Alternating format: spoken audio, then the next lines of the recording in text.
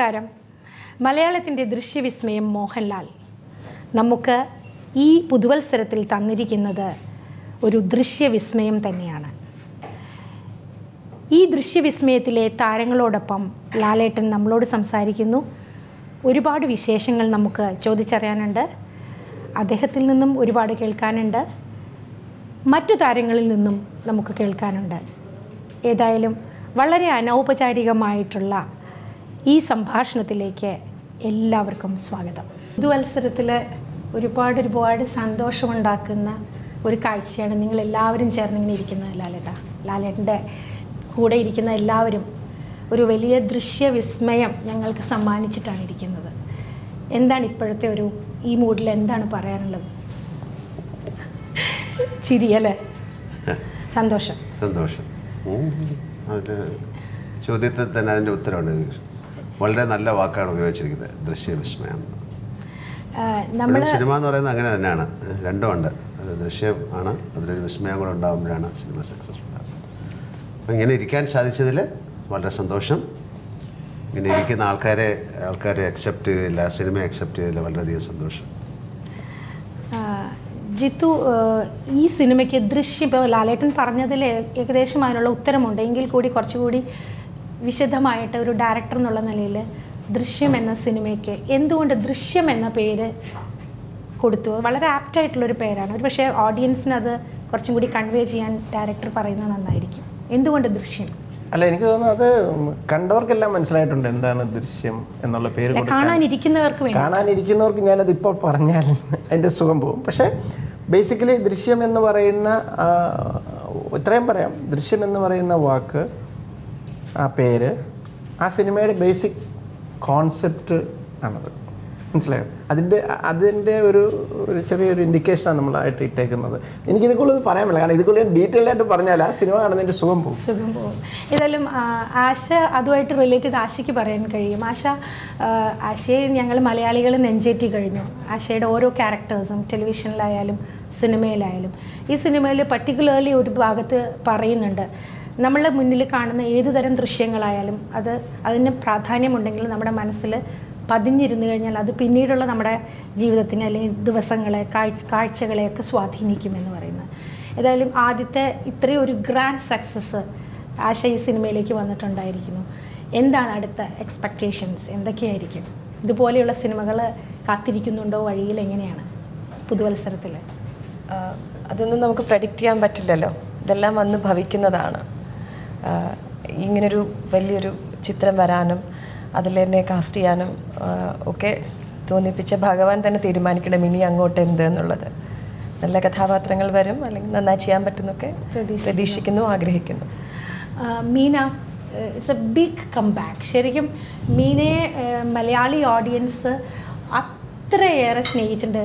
മലയാളത്തിൽ സിനിമയിൽ പ്രത്യേകിച്ചും ലാലേട്ടൻ്റെ കൂടെയുള്ള കോമ്പിനേഷൻസിൽ ഇത്രയും റൊമാൻറ്റിക് ആയിട്ടുള്ളൊരു മുഖം മലയാളികൾ, എസ്പെഷ്യലി കേരളത്തിലെ സ്ത്രീകൾ മാത്രമല്ല പുരുഷന്മാർ പ്രത്യേകിച്ചും അത്രയേറെ ഇഷ്ടപ്പെടുന്ന ഒരു മുഖമാണ് മീനയുടേത്. ഞാൻ പലപ്പോഴും പലരും പറഞ്ഞു കേട്ടിട്ടുണ്ട്.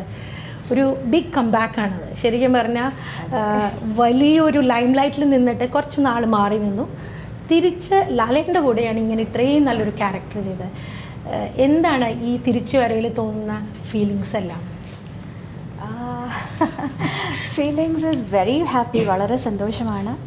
And coming back with the right movie, with the right character. ചുമ്മാ വെറുതെ ഒരു ഹിറ്റ് മൂവിയിൽ നമ്മൾ ഉള്ളത് അതല്ലാതെ ആ സിനിമയിൽ ആ ഹിറ്റ് മൂവി, അത്ര വലിയ ഒരു ഹിറ്റായ ഒരു മൂവിയിൽ എനിക്കും ഒരു നല്ല ഇമ്പോർട്ടൻറ്റ് ക്യാരക്ടർ ആൻഡ് വളരെ lovable character.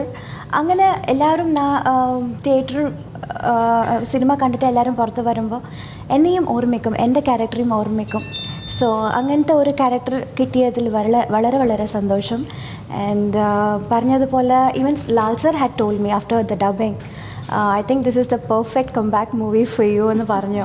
So I am really happy about this, very happy. എന്തുകൊണ്ട് ലാലേട്ട അങ്ങനെ ഒരു വളരെ സ്ട്രോങ് ഒരു സ്റ്റേറ്റ്മെൻറ്റ് മീനയുടെ കാര്യത്തിൽ അങ്ങനെ പറഞ്ഞത്, ഒരു പെർഫെക്റ്റ് കം ബാക്ക് എന്ന്? Because it had all the ingredients. അതെ, ആ സിനിമ കഴിഞ്ഞ് നമ്മൾ ഡബ് ചെയ്ത സമയത്ത് നമ്മൾ ഒരുപാട് സിനിമകൾ ചെയ്യുകയും ഡബ് ചെയ്യുകയും ഒക്കെ ചെയ്യുന്നുണ്ട്. ആ സിനിമ കഴിഞ്ഞ് ഡബ് ചെയ്ത് കഴിഞ്ഞപ്പോൾ നമ്മുടെ നമ്മളെപ്പോഴും എങ്ങനെയാണ് നമ്മുടെ കൂടെയുള്ളവർ നന്നായിട്ട് അഭിനയിക്കുമ്പോഴാണ് നമ്മൾ കൂടുതൽ നന്നാകുന്നത് അല്ലേ? അപ്പോൾ ആ സീനിൽ ജോർജ് കുട്ടി എന്ന് പറയുന്ന ക്യാരക്ടറെ സപ്പോർട്ട് ചെയ്യാൻ എല്ലാ ഭാഗത്തു നിന്നും, ഈ കുട്ടികളുടെ ഭാഗത്തു നിന്നായാലും മീനയുടെ ഭാഗത്ത് നിന്ന്, ആ ഫാമിലി മുഴുവൻ സപ്പോർട്ട് ചെയ്തുകൊണ്ടാണ് ആ സിനിമയ്ക്ക് അത്രയും തോന്നുന്നത്. അപ്പോൾ അത് അവർ വളരെ മനോഹരമായിട്ട് ചെയ്തു. അതുകൊണ്ട് തന്നെയാണ് ഞാൻ പറഞ്ഞത്, നിങ്ങൾ ഡിസൈഡ് ചെയ്ത് നിങ്ങൾ ഈ സിനിമ അഭിനയിച്ചത് നന്നായി, അതൊരു നല്ല തിരിച്ചുവരവെന്നുള്ള വാക്ക് അത് അവരുടെ ഇഷ്ടമാണ്, തീരുമാനമാണ്. പക്ഷെ എന്തായാലും അത് ഡിസൈഡ് ചെയ്തത് ഒരു പറഞ്ഞ പോലെ ഒരു ഏറ്റവും നല്ലൊരു സിനിമയിലൂടെയാണ് എന്ന് പറയുന്നത്. ഗ്രേറ്റ്. ഇവിടെ ചേച്ചിയും അനിയത്തിയും ഒന്നിച്ചിരിക്കുക, മടിയിലിരിക്കുക അല്ലേ?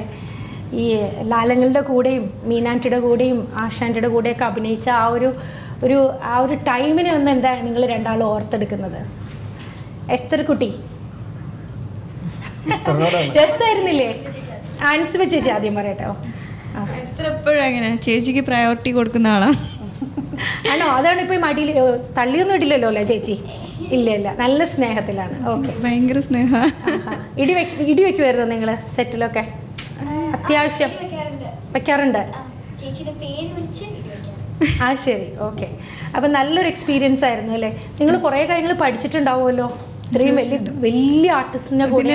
ഒരു ആക്ടിങ് സ്കൂൾ എന്ന് തന്നെ പറയാം ഞങ്ങൾക്ക്, സ്റ്റാർട്ടിങ് അല്ലേ? അപ്പോൾ ഇവരൊക്കെ അഭിനയിക്കുന്ന കാണുമ്പോൾ ഇങ്ങനെ നോക്കി നിൽക്കാൻ തോന്നും. പിന്നെ ഞാനൊരു ഇൻ്റർവ്യൂവിൽ കേട്ടു സിദ്ദീഖ പറഞ്ഞത്, എൻ്റെ ആക്ടിങ് കണ്ടിട്ട് പ്രേക്ഷകരാണ് പറയേണ്ടത് ഞാനെങ്ങനെ ഇംപ്രവൈസ് ചെയ്യണമെന്ന്.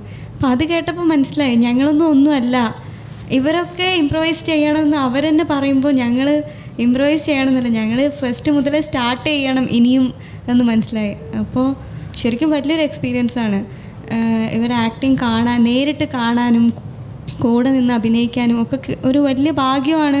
പിന്നെ നമുക്ക് ഒരുപാട് കാര്യങ്ങൾ പഠിക്കാനും പറ്റും.